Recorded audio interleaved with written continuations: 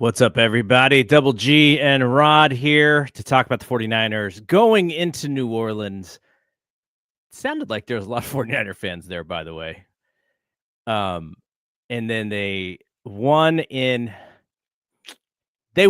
think we can just say that they won. There were moments where I thought the team played very well. There were other moments where I was like, if this wasn't New Orleans, we're getting boat raced in this game. But you play the team that is on the field in front of you. Maybe we thank the schedule for this one. Niners are also playing with a bunch of backups here. But otherwise, they come away with a 26-21 win. And I guess we'll start with you. We haven't even talked about this game yet. What were your thoughts overall on the way that they played? Um, like I said, I was happy that it was the Saints because, granted, the caveat is Mac played well. They're still operating at a deficit, and then, Barch isn't great shakes, and then he's out. And so now you've got um Colby in there. So it kind of just set up like a trap game, but they were able to weather the storm and make enough plays to get the win, which is all you can do. Because I mean, it did not feel great that you know the team is going to be a top three. I don't think there's any question they're going to be one of the top three teams in the draft this year. That they're driving to win the game. Um, in the fourth quarter, but they were able to come up with some big plays, and they're the Saints, so there's that. But yeah, it's you feel good with all the negative that happened this week. Basically on the injury front, you feel glad that you were able to go on the road and get a win. Yeah, when you look back, obviously week 2, I think we expect the Niners to maybe be a little bit better than 500 unless these injuries just pile up and you can't stop them. And I would say, gosh, injury luck has got to be on our side. But when you are on the older side, there's probably going to be a little bit more worry about injury. It's probably going to be something that they just deal with all season long. You start the season with 2 games on the turf, which is not fantastic for things like this, especially for an old team. I'm sure they are so ecstatic to get back home next weekend against the Cards. So you got these in the book, 2 close wins, 2 games where maybe you didn't have your fastball. Maybe you had to throw some change ups in the dirt and getting the other team to swing and miss at some pitches, but you still come out of it 2-0. Now, what's funny, there's so many 49er naysayers this year nationally because they know the same things that we just said, which is old team relying on the vets to make one last go at it, easy schedule, but the injuries are going to pile up. And every national analyst who predicted doom for the 49ers is going to say what we just said. They're lucky that they played the Saints in week 2. And I think that's valid, but also the way that they won this game, I think, is important. And Shanahan even said it in the press conference. He said something to the effect of, it wasn't great shakes, but we came away with a win, which was impressive and most important. And I think that's the way you have to look at it. We'll take a look at some of the things that happened and positively and negatively. But I think if you were down on the 49ers after last week, nothing changes this week. I don't even know if we'll see who the team is, but is it going to be week 5, week 6, week 7? Ayuk comes back. Can you really give fair analysis on who this team is? And by the time Ayuk comes back, someone else is going to be injured. So that's kind of how I think this whole season is going to go, which means we're just going to have a lot to talk about. And we may lean on the injury stuff a little bit too much, but when you have an old team, that's kind of what's going to happen. Mac Daddy Jones. You know who he reminded me of today? We're going way back to 1991. Mac Jones was Steve Bono to me today. Now, there were moments where I was like, "Oh, he's Steve Bono," thinking that he's actually Steve Young, but I think he played within himself very well.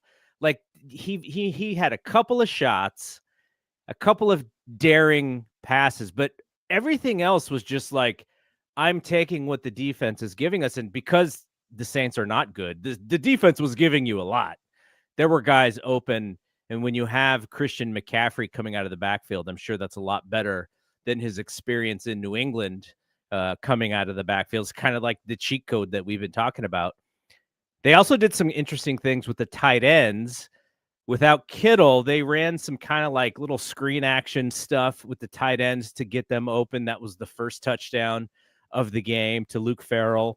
So Shanahan was kind of in his bag creatively with some of that stuff today. And you could tell he trusted Mac to make the right decisions because Mac almost threw 40 times today. Christian McCaffrey was 12 for 55. That was it. Everything, Brian Robinson had a couple of runs. Everything else was in the passing game. And I wonder how much the loss of Juice, who had a concussion, I wonder how much that played into them not running as much as they threw. But I guess we got to talk about Mac because he played perfectly within himself. The one time where I thought he was probably trying to do a little bit too much was on that fumble, but you can't really blame him. Like that was just, I think that was McKivitz just getting blown off the line and then fumbling. But my whole thought was like, okay, it's 16-7. As long as Mac doesn't turn the ball over, we're winning this game. And then immediately the fumble happens. But what did you think of Mac today? I thought he managed the game well. And again, that has kind of become a pejorative term, but I don't think it is. I mean, he did exactly what you said. He played well within himself. He took what the offense gave him. He didn't go out there trying to be something he wasn't, and he played well. He did a good job. I still it was I can't help but what you said it just ringing in my ear, and it because it so perfectly sums up how I feel is we won't we're just nowhere no way that we're going to know what this team is. Like today, the offense, Mac looked fine, and the offense, 200 and 79 passing yards, 3 touchdowns. Mm-hmm. That looks great on paper, but when you watch the game, it's like, how good are the Saints? And again, it's like with the defense, the same thing. I mean, it was, I had somebody telling me that the defense is fine after last week's game. Like, okay, I mean, if you say so, I mean, is this defense just really good and they held Seattle to 17 points, or does Seattle stink? And there that is. Well, the defense, they came up again and made a big play to close out the game, but Spencer Rattler had 3 touchdown passes. I mean, so again, Spencer I don't. Rattler's numbers are almost better than Mac Jones's numbers. And Right. Exactly. So, but I mean, so so what does that tell us about this? I mean, is this defense good? I still don't, again, like you say, I still don't know. 2 games in, and I've watched every second of this game. The last game twice, and I'll probably watch this one again, and I still don't have a real good handle on what this team really does good, what it does bad. I don't know. I mean, so if you want to tell me and if you are a naysayer like you had said before, I can't argue with you. But I mean, if you are, a cockeyed optimist and talking about, see, I told you they're gonna go 12-4. I mean, I guess I don't think that that's realistic. But again, I can't argue with you at this point because I just don't know. yeah, Honestly, yeah, I don't no. know. And it's going to be the story. And even when you get Brandon Ayuk back, and even when Brock Purdy's toe fixes itself or whatever, what this win does do, though, is if you want to keep Brock out for precaution, you never want to lose a division game, but depending on what the other teams do today, maybe you are a little risk averse in bringing Brock back. Now, hopefully on grass, his toe's going to be a little better. And then, what's funny is Kyle Shanahan will still not call it turf toe for whatever reason. It's like, what else is it? Somebody step on his toe? Did he And dislocate his again, toe? that's one of those things. I was talking actually to my doctor randomly about it. And it's not, what it does with a quarterback is it makes pushing off, difficult. And it's not for a football player, apparently, or somebody who with heavy usage, it's not something that's like it like heals and it's fine. So I mean, even once he comes back, this is something he will most likely be dealing with for the rest of the season because it's just that apparently, according to the doctor, that's just not how turf toe works. It's not like you sit out for 2 weeks and then it's all better. It's just Seems it's like it's just going to be a pain management thing, right? right, exactly, 100%, and that's what it is. And again, that's as doctors always going to give you caveats is that he ain't haven't examined him, and there are varying grades of turf toe. Like Eric Armstead spent 3 seasons basically dealing with turf toe. Um, it's so it's but we you don't know that it's that, but it's also highly optimistic to think that if he sits out 2 weeks or 3 weeks, that he's gonna come back and he'll be just like he was at the start of the season. That's Have just they not said which foot it's on? I haven't seen they have anything about this. they are Like, being really, really close. No, I just thought it was interesting, even as much as little as he likes to give up, that when he first reported it last week, that he, said that the turf was more concerning than the shoulder. That was like more information that yeah. Kyle usually volunteers. Um, so yeah. So no, I don't like you said, I don't even know what foot it's on.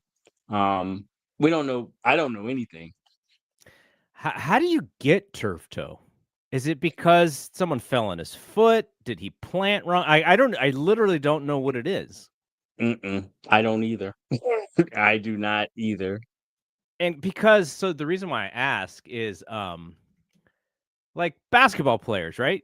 Like basketball players play on a hard surface. I don't Hmm. ever hear a basketball player getting something like turf toe. So it's got to be something different. Um okay, so I just Well, looked it up. all it says it's a sprain of the big toe, basically, when it's forcibly bent or hyperextended. Right. So it gets bent backwards. So, Hmm.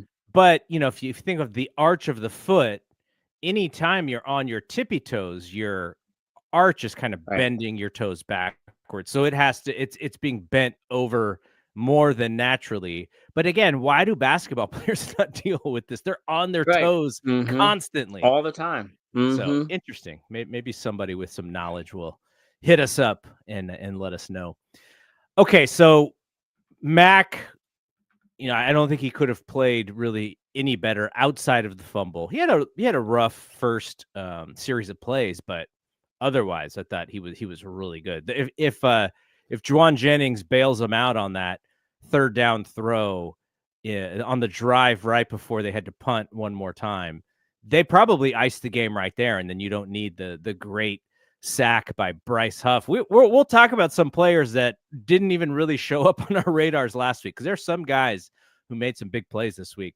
So speaking of Juwan Jennings, uh, he had the backbreaker for New Orleans, really, which was that long touchdown catch. Now there were other catches or other opportunities for him to make some big third down catches. One of them, ball kind of was up in the air, and as he's falling down, he was trying to outstretch. Like that was great effort.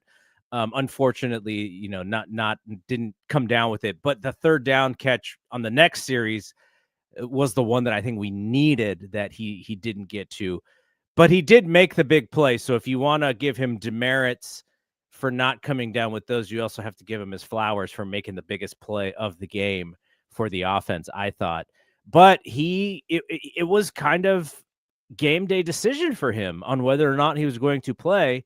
And I think we're very happy that he played because he was the biggest target as far as getting the ball down the field for Mac.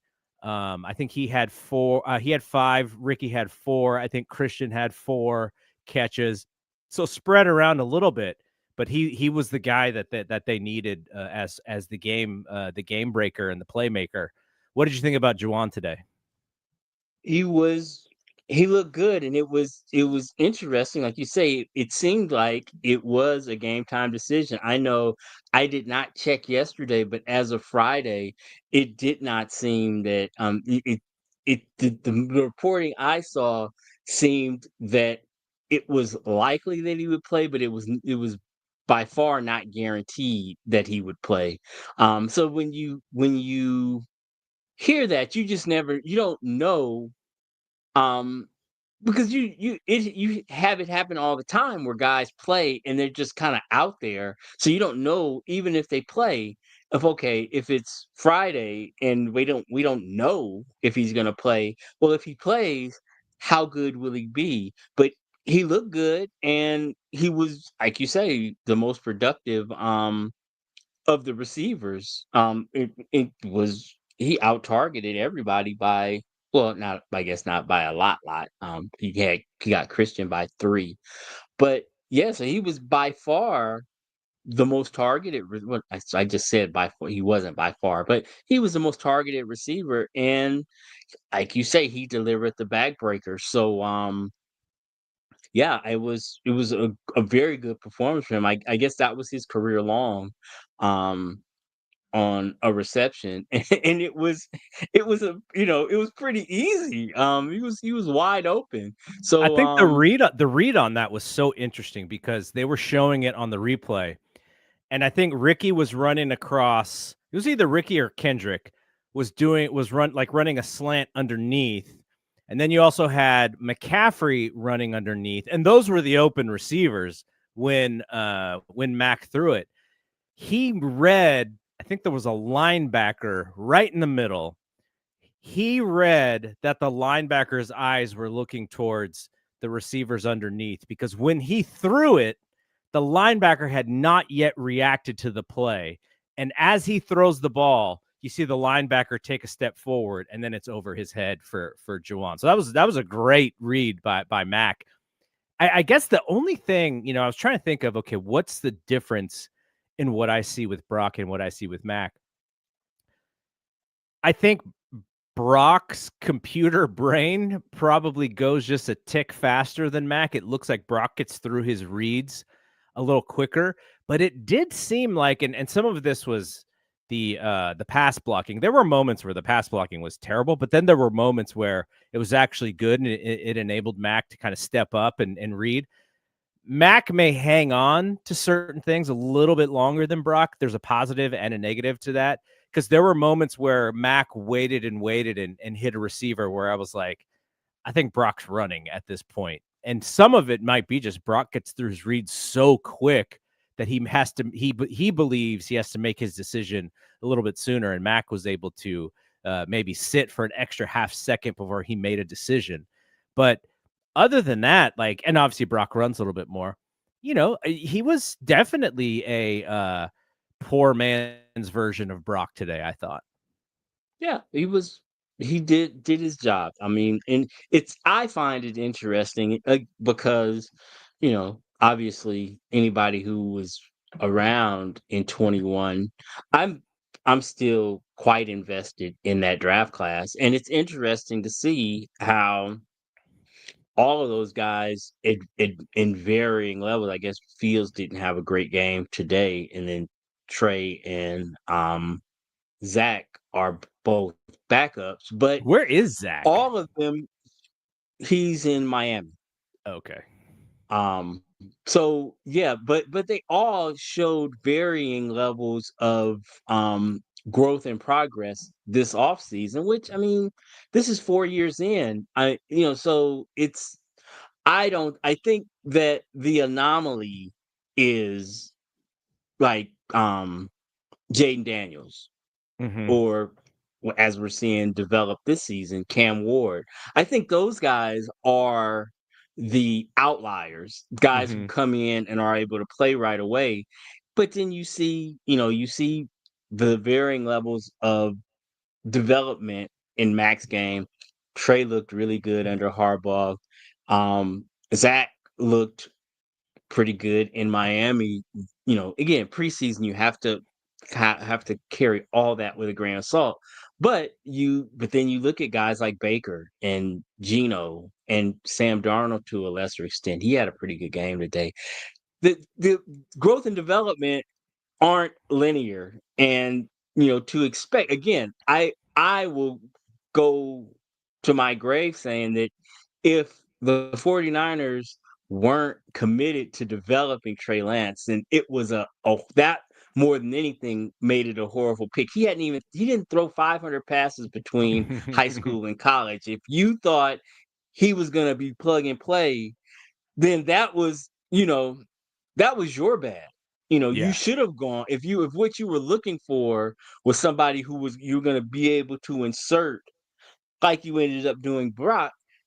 Mac Jones probably would have been the better choice because he had played more college football. Not by that much, but he had played way more and had thrown it more than Trey had.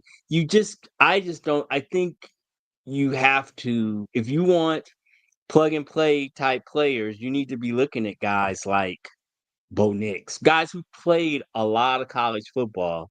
Um, Jaden Daniels was one, three schools, 5 years. So Yeah. you get these guys, they come in and it's not like they were one and done. You really don't see that at the quarterback position, guys who play 1 year. And even in the examples of somebody who you might say that about, like Cam Newton, it wasn't that simple because he did have the 1 year at Auburn, but he got kicked out of Florida. He played junior college, so it was so he had one good college season, but there was a road that he had traveled to get there, and plus, he's fucking Cam Newton. It's different. So yeah, it's I say that to say on both fronts. Mac looked good, but Mac has a lot of it. He's played a lot of football. So it's not like it's a super shock that he's able to come in, digest this offense, and he played like a vet today. And it was I don't think that, I don't know how far you're gonna go if Mac Jones is your quarterback, but I don't think he's going to be the reason that you lose, especially in this system. It is so quarterback friendly that if he just does what Kyle, lays it out for him to do, he won't be and we've seen it. Jimmy G went to a Super Bowl. So I mean, it's Yep. if this system is quarterback friendly, and he's not going to be the reason that we don't win games as long as he doesn't turn the ball over. So let's talk about the defense. The secondary, I thought, had a pretty rough game. There were some good plays, Yeah. but I did think that last week it was Upton Stout getting picked on earlier in the game. Today it was Mhm. Renardo It Green was getting picked on. yeah. Upton Stout had a nice sack, but I think he should get a locker room fine for getting juked by Rattler on that fourth down. Yeah. That fourth down run, I was like, oh man. Not Um, not great. but they also there was a moment. I wanted to get your thoughts on this because I know you like to look at the X's and O's of stuff, and there was a moment their first touchdown. So it's third down, and the Niners blitz because I was really looking at the line of scrimmage because okay, does Saleh think that they can just put the hammer on Rattler, force them into a field goal, and then they kind of take the momentum? And instead, they bring 5, and whoever was on the far left kind of gave up on the pass rush, so it was really only bringing 4. Fred Warner comes in. They kind of snuff it, and then he throws a little jump ball for Juwan Johnson against I think it was against Siegel. And there's a giant size difference. And so that was the first play. And I was thinking I'm trying to figure out a little bit of how much Saleh believes in the secondary and when he's going to pick and choose to blitz and time different things. Because leaving Siegel on an island against their tight end was not great for Siegel because the tight end is just a giant. And I don't even know who you would, would you cover him with two guys, whatever, have help? But that was a play where I circled them. Was like, okay, I think he was trying to get to Rattler to force him into a mistake, but they were able to snuff out the blitz, and so it was an easy throw for Rattler. Have you made any decisions on the defense based on how Saleh seems to blitz and not blitz, and when he wants to bring pressure and when he's really comfortable with what they got? Like, have you been able to make any conclusions on what he thinks about his defense? No, no, I haven't because today was better, but like last week, our the pressure was pretty much non-existent last week, and it looks from the um just what I've seen, what has been made available in terms of stats. It was a little better this week, but still not great. High according to these preliminary numbers, Huff had a pretty good game in terms of pressures. Yeah, it looked He like had it. the one sack, the one sack, one hit, one three hurries, and a tackle for loss. This is according to PFF. And I mean, and last week it was basically Bosa, and that was it. Yeah. Nobody else really contributed anything. But you got Michael got a couple of pressures, which Yes, again, Bosa got credit for the sack, but he and Williams actually pushed the guard almost into Rattler, and Bosa was able to kind of come around a little bit and then get to Rattler. But that was kind of a team but effort. it was definitely Williams is, basically come sitting the guy in in Rattler's lap. Yeah, Basically, that the collapse, he was the one who really collapsed the pocket, right. and made it so that, it was, I like you say, Bosa got credit for the sack, but that his pressure was equally as important, I believe. So Shanahan after the game was talking about having closers, and he said Bosa was a closer, but he said, it's you don't want to call everybody a closer. But then after today, he called Huff a closer because Huff made the biggest play for them, causing that fumble, and it was just a speed rush. Like he was just lightning off of the ball snap. It's almost like the tackle was just a step slow, and Huff went right around him, forced the fumble, and that was the big play for the defense. Fred Warner And also, that's Bryce Huff, and when he can do that, that is what he does well. You want to put him in those situations. You don't want to ask him to do anything else. But if you can have him do that, he can be. My guy said elite. Olsen said elite, and I think in that particular instance, he is elite at that. So yeah, it was he was deployed expertly there. yeah, and that's what we were talking about in the preseason about if you push Michael into the inside and then you have Bosa and Huff coming on the outside, theoretically you have three guys who you trust to rush the passer. And so that forces the offensive line to kind of, you know, have to pick up more than normal, especially on specific passing is when you know the other team's going to pass, then that's what you can implement.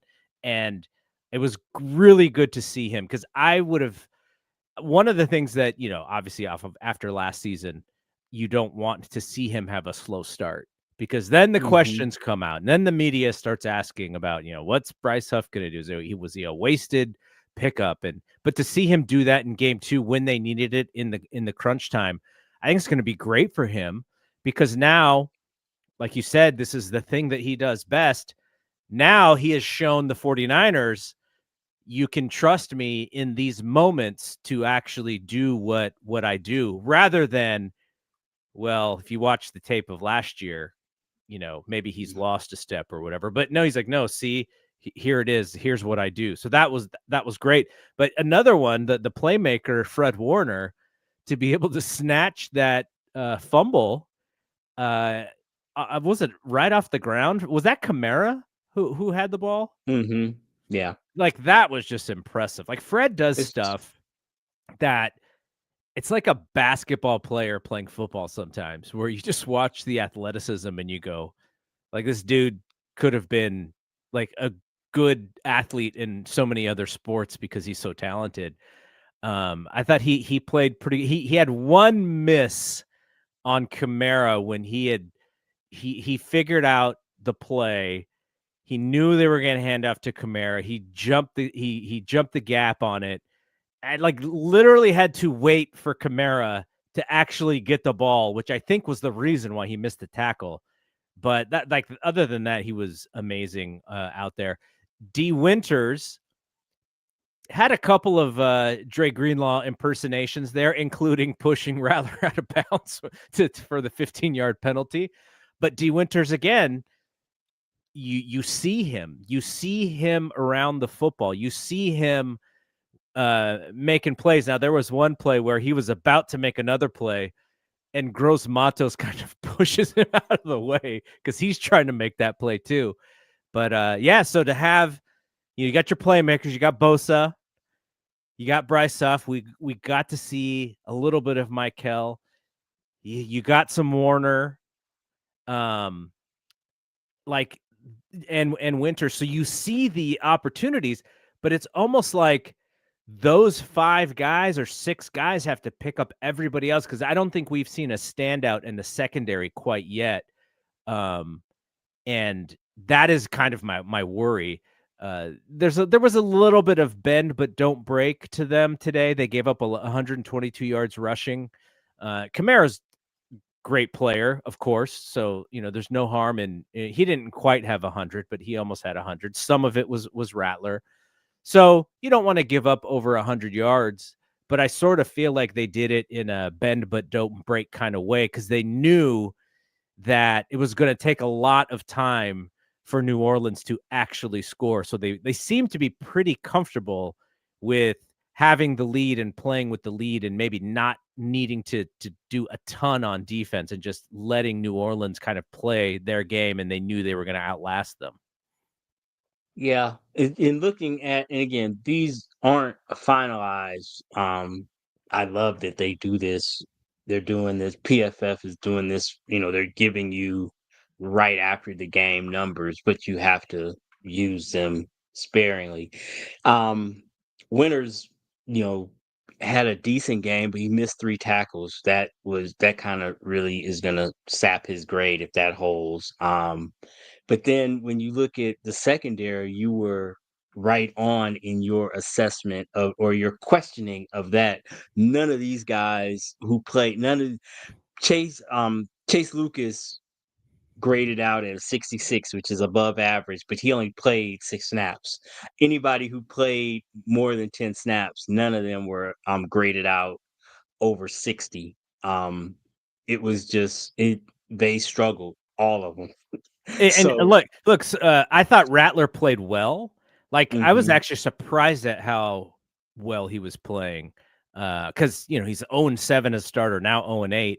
But there were things where I was like, oh, I could see why teams continue to think that they can build him up, because he did some things very well. But if you had a top 7 or 8 QB, they're probably giving up 300 plus yards passing, and they're getting picked on like crazy. Now, New Orleans doesn't have those weapons. There were a lot of drops early on, but that was kind of my overall thought, was we are just lucky we didn't play one of the top teams this week, because I think they would have gotten carved up pretty badly. And then you're sort of relying on Mac to himself throw for 300 yards. And maybe if the Niners needed to do that, they could have done that and they could have played a game like that. But again, this is all about, just being thankful that they had the Saints in week 2. Yeah. I think that we are I feel much more comfortable with Mac if we are in a position where he is able to. I don't want Mac in a shootout. I mean, he played well, but I just don't know that is where we're going to be optimized. Is you know, asking, um, if we're asking Mac to drop back 40 times. I don't know that is, although we had to, he had to throw it quite a bit today, or they chose to throw it Yeah. quite a bit today. I think 39 times. yeah. I don't know, but it just, and that I just said you don't want Mac throwing the ball 40, but it didn't seem like a game script where, because a lot of that was short stuff. Because a lot of those targets were to Christian. But he targeted Juwan down the field too. So I don't, again, maybe, like you say, maybe Mac is Mac is down for the shootout. But again, it felt a lot more controlled than, it didn't feel like, to me, like Cowboys Giants, or Yeah. it didn't feel like, or Cincinnati Jacksonville. That, even if the numbers kind of looked the same, the game didn't feel like that. It didn't feel like a shootout to me. Yeah, no, yeah, of course. And there were moments late where you kind of wondered if the Niners were finally going to break, and they didn't. That's when they came up with Mm-mm, the biggest plays. So, you have to give absolutely. them kudos in those moments. I guess the last thing we'll talk about before we talk a little bit about next week. And by the way, as of this recording, unfortunately for people who listen to the podcast version, this game's probably going to be close to over or over. Um, the Cardinals are up 13-3 over Carolina with about 2 minutes to go in the first half. So it's quite possible that next week's game at Levi's will be the 2-0 Niners and the 2-0 Cardinals, which makes it important, right? Mhm, As important as an early season game can be. There was a stat on the television broadcast where they said, something about the Niners have started the season 2-0 like 7 times. I don't know the range of years. I don't know if this is ever. It mhm, feels like those 80s teams would have started 2-0 more, a lot. Mhm, but they said in the previous 6 times that the Niners have started out 2-0, 4 of those times they went to the Super Bowl. Now, that is not to, I'm not saying that to say that the Niners are headed to the Super Bowl in any way, shape, or form, but it just shows you how rare it's been. You think of all of the really good Niners teams, and by sometimes by week 2 they're 1-1 or they're 0-2. So to see them 2-0 heading into a Western or an NFC West matchup against a possible 2-0 Cardinals, that's kind of a big deal. And to do it the way that they've mhm. done it, which is a On the little bit of road. on the road, smoke and mirrors, whatever you want to call it. I'm sure Shanahan will probably say that, they out toughed the other teams, in their own place in some parts of That's that game. fair. And I would agree with that too. That's fair. That's probably more of a Harbaugh thing. Like Harbaugh would have probably pointed that out more than Shanahan, but that's kind of what I think about when I think about Mhm. winning these games like they did. All right, we got to talk They about easily it. could have lost this game. They They could have easily, lost both games. yeah. So the fact that, both teams are driving to win the game at home, and the defense stepped up and stopped it. So wherever you fall on the spectrum of what this team is, I think you have to give them credit for that at the Yes. very least. Yes, Yep. absolutely. All right, we got to talk about it. New kicker. After we recorded, after Shanahan told Tim Kawakami that he did not think one time that he was going to cut Jake Moody after that terrible performance in Seattle. Like the next day or two, they cut Jake Moody. I thought they were just going to bring back Greg Joseph, but that's not what happened. They brought in Eddie Pinheiro. I like to call him Latino Heat because of the way he spells his first name. I've only seen Mexicans spell it Eddy when their name is Eddie. So I'm doing a lot of assuming. I'm gonna have to do my Eddie Pinheiro research. He's also got the little tilde over the end. So I'm just gonna assume that there are some Hispanic roots there. So Latino Heat, Eddie Pinheiro. He Moody's the first extra point of the That game. that was insane. He's never missed an extra point indoors. Was what they mentioned on the broadcast, and it's like, are we just snake bit? Is that what this is? Because he's been they've been touting how he's like the fourth most accurate kicker by percentage Yeah. in league history, and then he had never missed an extra point indoors, and then first shot is like bang. Is this the ghost of ghost? Is this a ghost of Jake Moody or what? I was like, this is unreal. But then he got it back together Oh, and he kicked the field goals like right down the middle, like no was problem. solid. Yeah. Mm-hmm. And So, but but it's funny because, as you know, I'm sure you got texts. I got texts, and it was like, I thought we got rid of Jake Moody. Like there was just Jake Moody jokes going all the way around, and yeah, my here reply we are. was, at least I don't have to see the depressed look on the face on the sidelines of Jake Moody. That's really the thing that bothers me the most, is just to see him like sad rather than pissed. And I think Pinheiro will be okay. I'm not saying he's gonna win them field goals like who's Dallas's kicker, Aubrey. Yeah, What yeah. was that That dude? kid That dude, is that was insane. 64-yard field goal uh to tie the game against the Giants.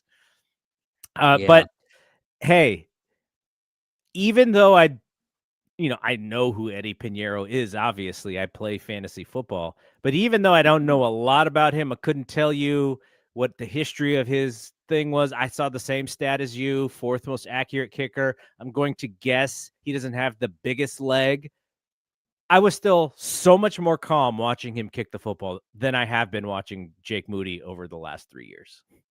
Yeah. I mean, I have been as critical as any 49er fan, but I strive to keep it to football. And also, I'm not like actively rooting on this kid to fail. I mean, Jake, I want him to be successful here. And that, I kind of have outlined that on this show. I root for these guys. So I want Jake Moody to be successful. It would be great if he gets to Chicago and figures I guess, in the reading of the reporting this week, I had no idea that Cairo Santos was like on the hot seat in Chicago and that they are actively looking for his replacement. I don't know if that replacement is Jake Moody, but I hope that for his sake that it is. I would love to see him figure it out, and it is kind of cringeworthy to me because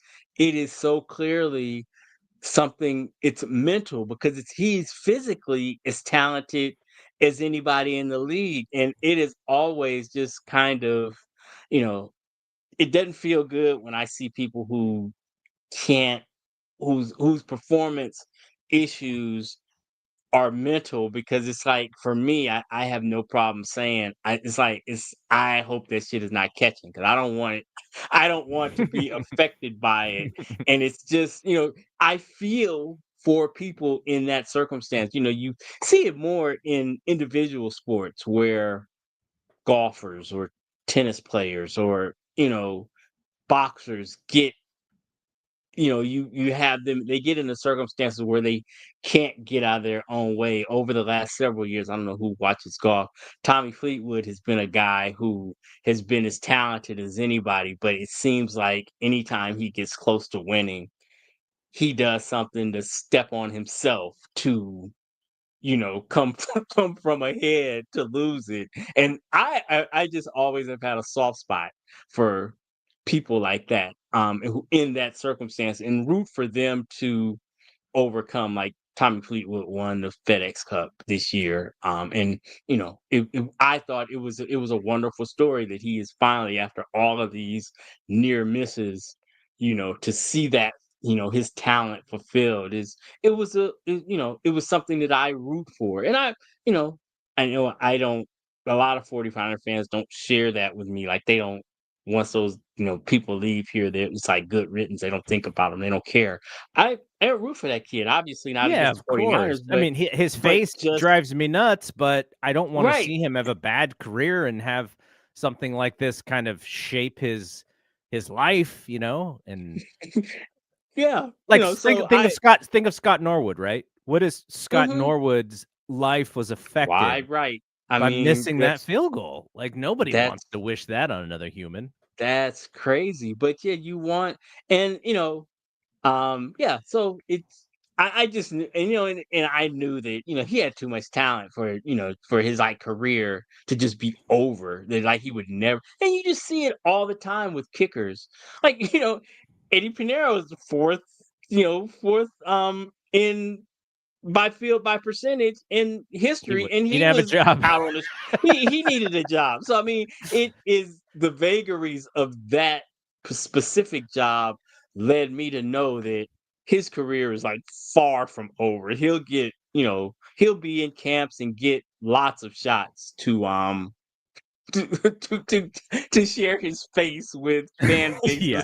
all over the The league. moody face, the moody face.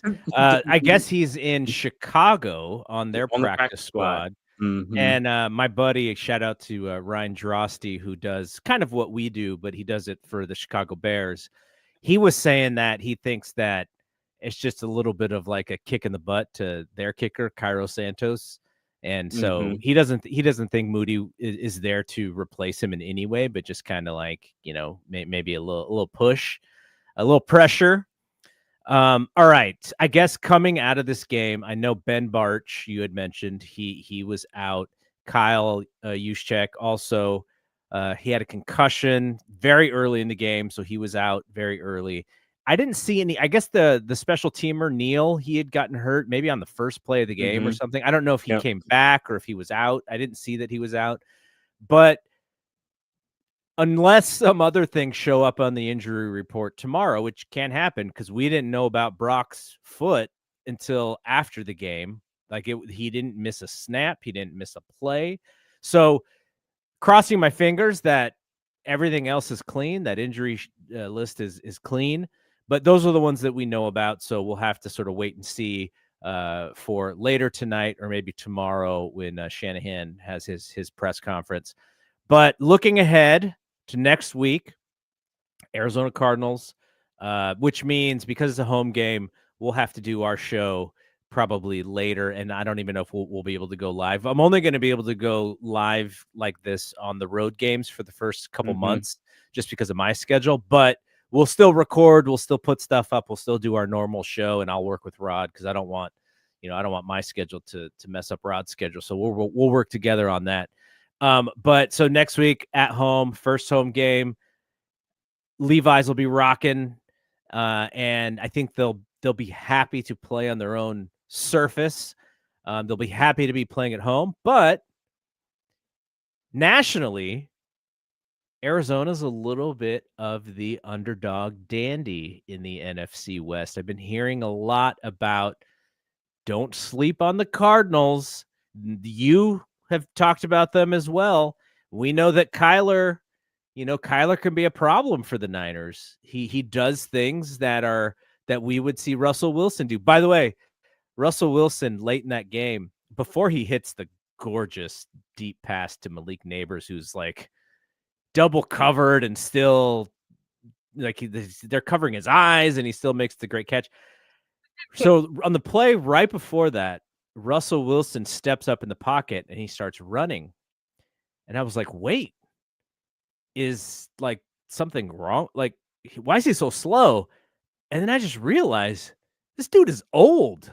Like he was Yeah. killing us 15 Yeah. years ago, Yeah. or 10, whatever years ago. And now he's a little bit older and slower and not the same dude, but he still throws that beautiful long ball. But, you know, Kyler is that type of player who the Niners historically have struggled against. And, you know, he has a couple more weapons now. You talked about it, and we were talking about it last week. The tight end, he's got a young receiver. So you know, James Conner, you know, Mr. Dependable. This is going to be a tough test, and if the Niners kind of run it back with this same squad, um, you know, with the injuries that they do have, this is gonna be a tough game. I think it's going to be not that I think the Niners will still be favored, but Hmm. this would be, I think, one of those games that you kind of circle and go, okay, how good are they actually? Because if a lot of what we saw in these first two games is a little bit of a, there's still a little bit of a paper tiger, I think we'll see it in the game against Arizona because they're going to want to come in here and kick our butts. They see everything. They see this as an opportunity to take advantage of the injuries, and they're going to come in and go for the throat. And so, can the Niners hold, you know, can they hold court? Can they still play the way that they would normally play against the Cardinals without a lot of their weapons? You know, this is one that if I was kind of looking at it and going like, you know, where's the game? Where's the sneaky game? I think this is the sneaky game.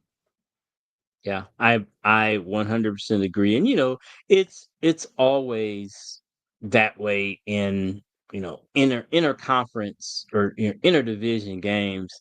You know, they hear all the talk, and I would imagine they want to um establish themselves this year as the team to beat in the they just scored again. In the NFC West, which it appears to be wide open. The Rams are a Stafford injury away from being vulnerable, and the 49ers and Seattle both seem to be trying to find their way. Niners now are, well, they came into, let's not say now, they really came into the season a mash unit, and nothing, it is actually, what I thought was crazy. I didn't think it was even possible that it could get worse. Um, worse than it was, throughout the off season, but it has. And it got worse today because Barch, that's gonna be a big loss for, I don't know for how long. And then Juice, obviously, concussion protocol. I was just talking to my brother as we were sitting watching Red Zone. They were watching Red Zone. I was watching the Niners on my phone. That concussion protocol is such the vagaries of that Mhm. are so weird that you just don't know. Um, you could miss a week. You could miss 2 weeks. You just don't know. So we hope we get Juice back quickly. He's a smart guy, so he can probably work the system Yeah. regardless of how Yeah. he's feeling. But yeah, it it doesn't seem to be getting better. And obviously Mac playing well, kind of it makes you feel better. But Brock is our guy, and that for me, that was always the worst case scenario. Him and Trent. Well, and then obviously CMC, just because of how the gravity that he has in the offense, are players you don't want to, you can't afford to lose. Trent, because you just really don't have anybody behind him, and then Brock because he's the point guard. And Mhm. so um, those were just when I thought about Key, and I'd probably put George in there, but he is injured. We're guys that, I mean, we can't lose these guys.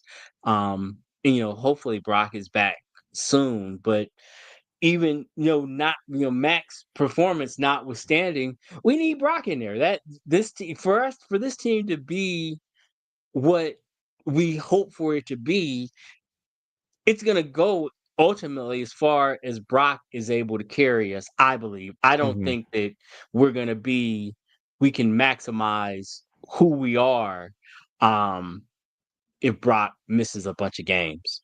Yeah. So hopefully he can get back sooner rather than later. Yeah, I'm with you.